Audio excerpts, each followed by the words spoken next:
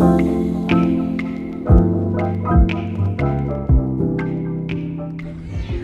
everybody, this is Jorge from Kelly Fish Keeper.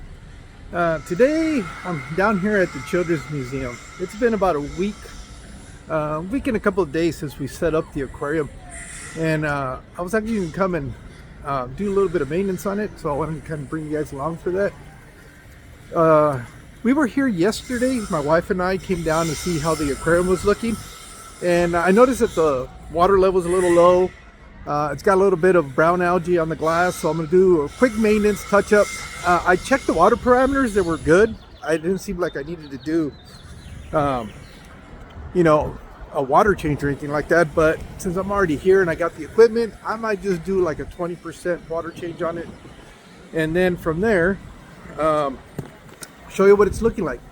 I know when the last time you guys have seen it, it had a little bit of a cloudiness to it, but yesterday when I looked at it, it actually looked real clear. So let's go in here and see what it's looking like. I'll show you guys and I'll do my maintenance, and then we'll call it a day. So let me turn the camera around.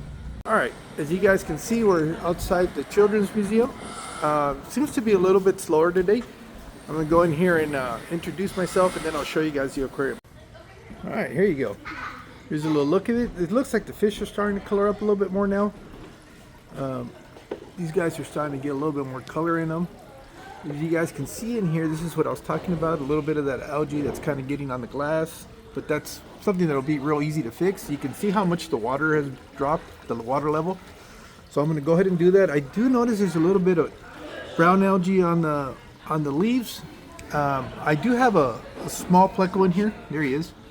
It's a bristlenose pleco, but I think he's kind of got a little bit more work cut out to him than what I anticipated. So let me go ahead and I'm going to go ahead and scrape the glass. I've got all my equipment in here. This is what I brought with me today. I'll be adding some extra plants, some Sagittaria, down into that substrate because I feel like there's too much of a void in here. And by the time the pearl weed grows, I can trim that and replant it to try to carpet it. But I think I'm going to just go with the Sagittaria. It's been working really good for me at home, so I think that's what I'm going to do. It's a little German blue ram. Where he is. He still hasn't really colored up yet. Here's another guy right there. The lemon tetras are starting to get some color in, but I don't know. I think there's too much. I don't know. I don't know how I honestly feel about this. There's a group of antlers, but they're so small and so there's no color on them, which is, I don't understand. I figured they would have been settled in by now. Not really feeling the antlers or the black skirt tetras for that matter. See, this is really what I was looking for. It was colors that would pop like this. These diamond tetras, there's absolutely no color in them. But, you know, it is what it is. All right, well, let me get to the maintenance on this. All right, so I thought I had all the appropriate connectors to do the, be able to tap into the sink and be able to run the hose down to the aquarium. Well, there's a little miscalculation. It happens that I have two male-to-male terminals, and that's not going to work. So when you have to get creative, this is what you do. I created a little area where I can hold water, and then I'm siphoning it from there into the bucket. So now I got to do it by bucket, but it's no big deal. But I thought that was kind of funny. I got all the adapters, but I got all the wrong adapters. So now I got to go back and get a female connector for the hose, because the end on the spigot is going to be a male. So, but figured I'd share with you guys. I got to go because this thing's filling up.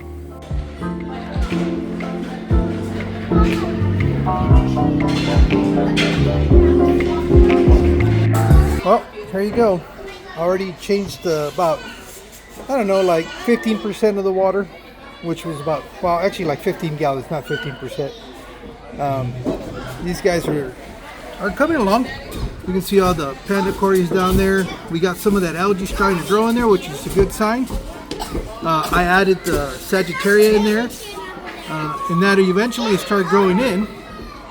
Next time I'm here, I'll probably trim some of the pro weed just to allow the roots to kind of grow in there. There's a German blue ram in there. He's real tiny. Look how he's about the size of those panda cories. The black skirts.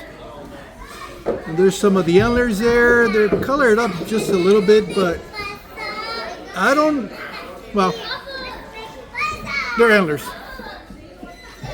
The diamond tetras, the lemon tetras are starting to color up. And that's really what I wanted. It just seems too much of the same tone in here, which I'm gonna have to do something because I'm not happy with this aquarium the way it is. I do not like it's too much black and gray. I need more color. So I'll try to figure something out. Well, there it is.